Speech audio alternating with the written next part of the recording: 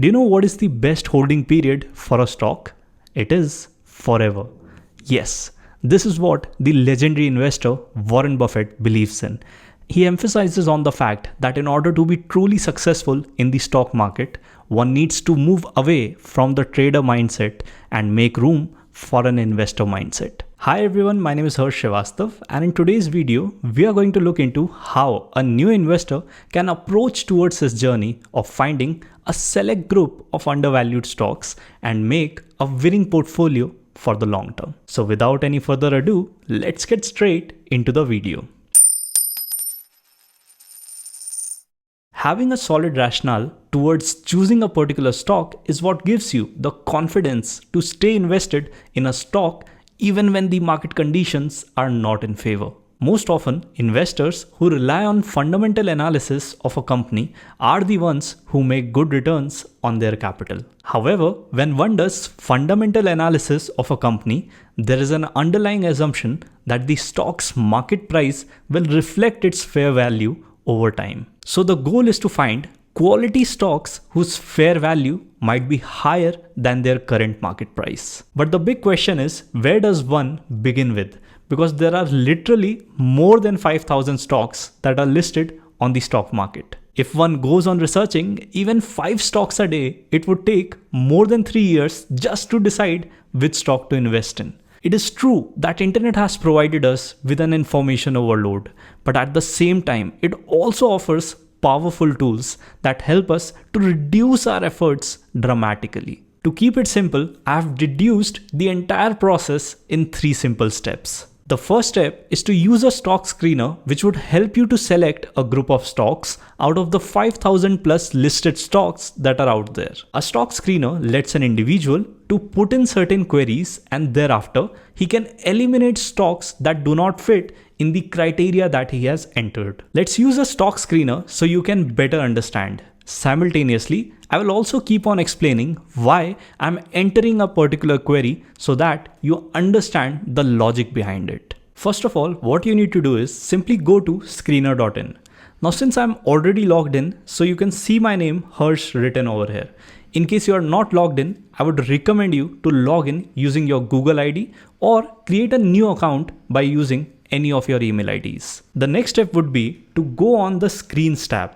Once you go on the Screens tab, you can see something like this, a stock screen, and it gives you an option to create a new screen as well. So we are going to create a new screen here. So this is the stock screener where you can enter multiple queries, and thereafter you can run the query in order to get a select group of stocks that meet your criteria. The first query I'm entering is market capitalization greater than 5,000 crores. The purpose of this query is to reduce the risk and volatility on my investment. But how does that happen? Well, it is because all the stocks that have a market cap below 5,000 crores, commonly regarded as small cap stocks, are eliminated. Now, the companies that remain in our stock screening basket are mainly mid caps and large caps, which can't be easily manipulated because of their scale. The next query that I'm entering is debt to equity less than 0.5. The reason for entering this query is because companies that have low debt and increasing revenues and profits are the ones that are typically undervalued. When companies with low debt improve their profitability metrics, they reinvest it in the business for further organic and inorganic growth. If on the contrary, debt levels are high, then most of the profits that are generated will go towards interest and principal repayment. Moving forward, a sustainable business is one which has good profitability metrics. For this, I'm using the query average return on equity 3 years is greater than 20%. This ratio is really helpful in measuring the performance of the business. It tells the investor about the ability of the business to generate profits on the owner's investment. For a sustainable business, a company should be able to generate profits consistently. The 3-year return on equity gives us the average of the annual return on equity of the company for the past 3 financial years. For those who don't know what ROE or return on equity is, it is simply the net income of the company divided by the shareholders' equity. In our case, we are looking for companies with more than 20% ROE because a high ROE combined with a high retention ratio is what drives growth in a business. Now, normally I would have been using the P ratio to screen the stocks further, but I'm going to use the price earnings to growth ratio instead. The reason for this is that the P ratio does not take into account the growth rate in the company's earnings. However, the PEG ratio does take that into account. PEG ratio is nothing but the P ratio divided by the earnings growth rate. For example, if the P ratio of a company is 20 and the growth rate in the company's earnings is 25%, then the PEG ratio would be 0.8. Basically, if the PEG ratio is less than 1, then the stock is considered to be undervalued, as for some reason, investors are either unaware or are ignoring the high growth rate in the company's earnings. On the contrary, if the PEG ratio is more than 1, then the stock is considered to be overvalued. Let's put in the query for the same. PEG ratio is less than 1. Coming to the last query, which I feel is really important, is the promoter holding. Now, any person who has a large stake in an activity would obviously pour in more efforts towards the success of the activity. Promoter holding is simply the ownership stake in the company that the promoter or the current controlling entity holds. I personally feel that promoters are more vested in the success of a company when their holding is more than 50%.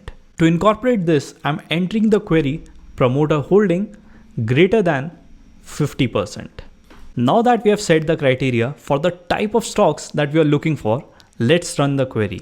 As you can see on the screen, we have got a list of 26 stocks that fit in our criteria. Now, before we proceed to the second step of looking at each company individually, I want to ask you all a simple question. What is more likely to happen? A small company with 500 crores turnover to double its revenue in the coming 5 years, or a large company with 50,000 crores turnover doubling its revenue in the coming 5 years? The answer is simple.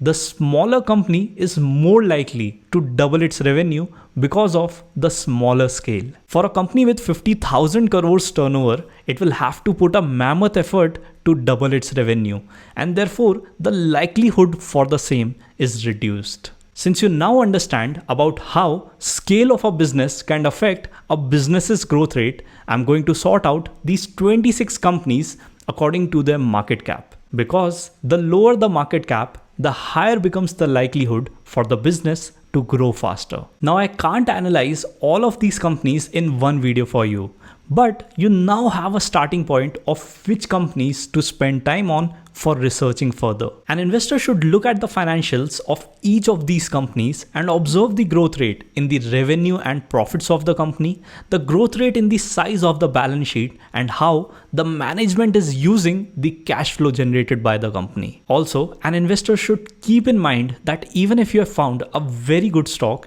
you shouldn't just go straight away and invest in it. Investors should typically eye for a good margin of safety. Margin of safety means that how much a company is undervalued with respect to its intrinsic value. Don't worry, I'm going to make a dedicated video on how to find intrinsic value of a stock.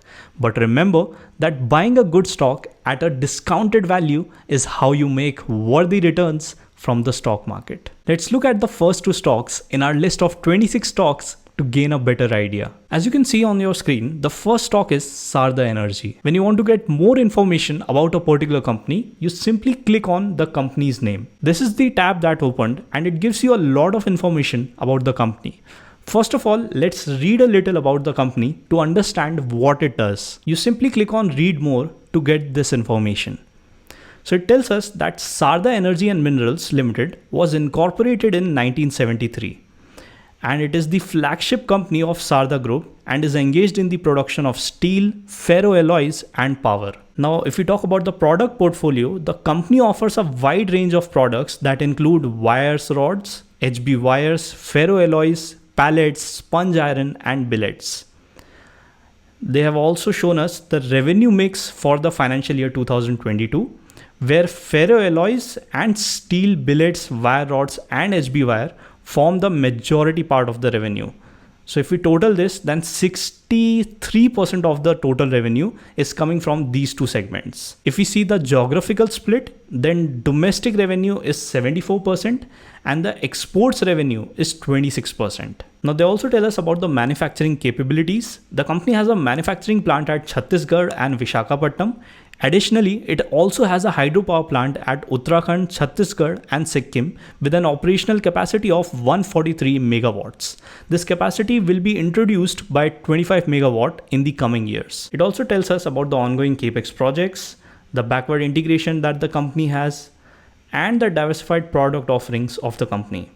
It states that the company has diversified its revenue base across sale of intermediate and finished steel products, ferroalloys, surplus power from captive power plant, and hydropower. This gives the company flexibility in terms of shifting through different products across business cycles and thereby sustaining margins. So it's basically telling us that since the revenue of the business is diversified and each of the business has different business cycles, therefore the company is able to sustain its margins. So this gives us a brief idea of what the company is involved in. If I go down, then we can also see the stock price of the company. So in July 18, the stock price of the company was 389 per share, and gradually in 5 years, it currently stands at 1425 rupees per share. Now it's also telling us about one of the pros of the company, that the company has delivered good profit growth of 23.9% CAGR over the last 5 years. Okay, so now these are the quarterly results. So if we see the sales in the last 4 quarters, so 1261 crores, 967 crores, 908 crores, and then 1076 crores, we can say that it is not very stable. With respect to the net income, it is 173 crores, 186 crores, 130 crores, and 115 crores. So basically in the last 3 quarters, we can see that the net income is actually reducing. And if we move on further, this is the yearly profit and loss statement of the company, where we can see that the company's revenue has increased from 2000 crores in 2020 to 4212 crores in 2023. So it has more than doubled in a period of just 3 years. Also with respect to the net profits, it has grown from 207 crores to 128 crores in 2020. So yeah, there was a big drop in 2020, definitely because of the COVID pandemic. And thereafter, it has consistently increased to 807 crores in March of 2022. And then again, it has reduced to 604 crores. So since the net profit has grown from 807 crores in March of 2022 to 604 crores in March of 2023, even if the revenue has increased from 3914 to 4212 crores, this means that the net margin has actually reduced in percentage terms. If we see the cash flow from investing activities, this basically, I always try to see that whether they have invested in plant and machinery or fixed assets. So we can clearly see from here that in recent years, it has been investing towards fixed asset. And definitely if it's building upon the manufacturing capabilities, so later on it will be able to produce more of the products and increase the revenue as well. And then we can also see the cash flow from financing activities. We can see that the company has been working really hard in the recent years to pay off the debt. Okay, this might be one of the reasons. So one of the queries that we entered was debt to equity less than 0.5. So since we can see that in the recent years, it has paid off a lot of its debt, right? Actually, it has borrowed 453 crores in March of 2022, rightly. So I was thinking that probably in COVID pandemic period, the company needed some capital. And so they had borrowed 453 crores in March of 2020. And later on, we can see that it has been very fast at repaying the amount of borrowings it had. This is the reason it falls in the criteria debt to equity less than 0.5. So we can see the promoter shareholding as well. We can see that in June 2022, the promoter's holding was 71.01, and thereafter in September 2022, the promoter holding had actually increased. So this is a very good sign, because if a company believes in one's ability to make more income and generate more profits, only then will a promoter put in more of his money in the business. And simultaneously, we can also observe that the foreign institutional investors have consistently increased their holdings. And even for domestic institutional investors, we can see that 3.76% is the highest in the recent years. Let's now also look at the another company that we had in our list. This was Kaplan Point Laboratories. So if we go at the about section of Kaplan Point Laboratories, it states that Kaplan Point Laboratories Limited is engaged in the manufacturing and sourcing of APIs, finished formulations, R&D, clinical research with presence in Latin America, Africa, USA, and other nations. So it's basically a pharma company. So if we move forward, we can see the product portfolio. Presently, the company has a very wide portfolio of pharma products with 4,000 plus registered products, 650 plus formulations, and presence in 36 therapeutic segments. It has minimal reliance for revenues on a single product or therapeutic segment. So it's basically telling us that the company's revenue is generated with a very large number of products, and even if some of the products are shut down, it will still generate good amount of revenue. If we see the revenue breakup of the company geographically, then it says that Latin America forms 83%, USA 14%, and Africa 3%.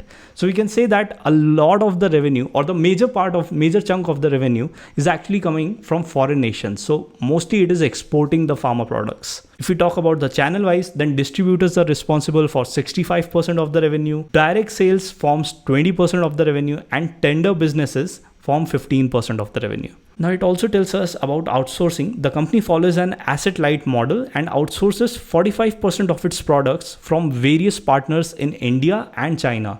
The rest 55% products are produced by companies' manufacturing plants, mostly located in India.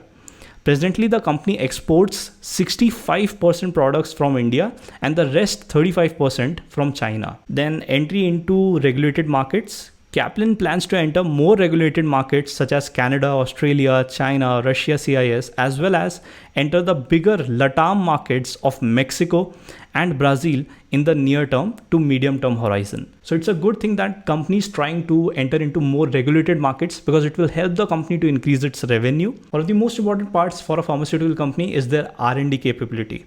Presently, the company has 5 dedicated R&D setups across India. The company's R&D as a percentage of revenue went up significantly from 1.3% in FY14 to 4.5% in FY23, as it went from a generic manufacturer and exporter to a fully integrated pharma company. So it's a good thing that it is investing in its R&D capabilities. Moving on, let's see the share price. So on July 6th, 2018, the market price of the stock was 400 rupees. And in the 5 years, it currently stands at 787 rupees. A good increment. So we can say that it has almost doubled in the 5 years. We can also see some of the pros of the company. Company is almost debt free. Company has delivered good profit growth of 21.3% CAGR over the last 5 years. Promoter holding has increased by 1.86% over the last quarter, which is a very good thing. Company's median sales growth is 23% of last 10 years. Let's move ahead. If we see the quarterly results, the company's revenue has gone from 346 crores to 359 to 372 and to 389 crores in March of 2023. With respect to profitability, that is the net income, it has increased from 86 crores to 92 crores to 97 to 101 crores. So it's a very stable company. The revenues are increasing quarter on quarter, and even the net income is increasing quarter on quarter. So it's a very good and stable company. And let's come down and see the revenue and net income on an yearly basis. So we can see that the revenue has increased from 649 crores to 863 to 1061 to 1269 and to 1467 crores in March of 2023. So we can see that the revenue has more than doubled, right, in the 5 years. And with respect to the net income has also increased from 145 to 177 to 377 crores in March of 2023, right? So even the net income has increased significantly. Also, the size of the balance sheet has been consistently increasing. It's a very good sign. Let's see if they are investing in fixed assets. So yes, we can see that in March of 2023, they invested 194 crores towards fixed assets. Moving on, let's see the promoter holding. Now we can see that the promoter holding, as told in the pro section as well, that promoter holding has increased from 68.8 to 70.66% in March of 2023. So it's a very good thing that the promoter holding is increasing. It's a very good sign for the company. And even if we see the foreign institutional investors, they have also increased their stake. Now, if you want to learn more about these companies, you can simply go on their website and download their annual report from the investor relations section. In the annual report, you'll be able to find more intricate details about the business and what plans the management holds for the future of the business. Even if you don't want to go through the entire annual report, you should at least read the chairman's message, the management discussion and analysis, and the sector reporting that the company's annual report shows. Now that you have seen the data for both the companies, the third step is to make a logical decision of whether to invest in it and what proportion of your money should go towards a particular stock. In our case, it can be observed that Kaplan Point Laboratories is much more stable than Sarda Energy in terms of the top line and the bottom line growth. This stability would reduce the stock price volatility for Kaplan Point Laboratories, and therefore, if one were to invest for the short term, that is 1 to 2 years, then Kaplan Point Laboratories would be the go-to stock. Now, both the companies were able to double their stock price in the last 5 years. So it can be said that if one wants to invest for the long term, that is more than 5 years, then both the companies can be chosen, and one might choose to invest like 35% of the money in Sarda Energy and 65% of the money in Kaplan Point Laboratories. Now it is your homework to go through the remaining 24 stocks in our list and let me know in the comment section that which stocks would you prefer to invest in and why. Hope this video was useful and you learned something new today. Thank you so much for watching. Like the video, hit that subscribe button and stay tuned for my next video.